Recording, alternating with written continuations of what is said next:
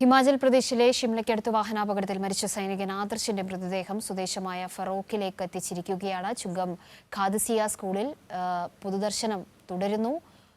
ഇതിനുശേഷം പൊതുദർശനത്തിന് ശേഷമായിരിക്കും വീട്ടുവളപ്പിൽ സംസ്കാരം.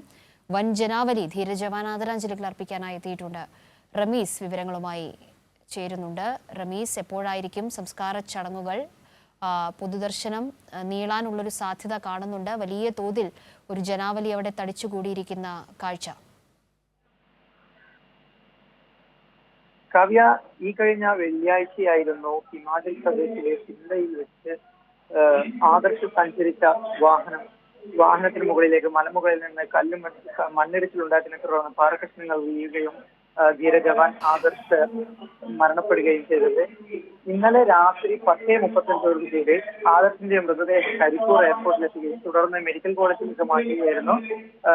തുടർന്ന് വിലാപയാത്രയായി സ്വദേശമായ ഫറോക്ക് ചുങ്കത്തിലേക്ക് എത്തിക്കുന്നു.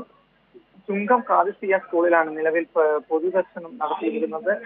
തുടർന്ന് രാവിലെ 9:30 പൊതുദർശനത്തിന് ശേഷം 9:30 വീട്ടുവളപ്പിൽ സംസ്കാരം നടത്തുക.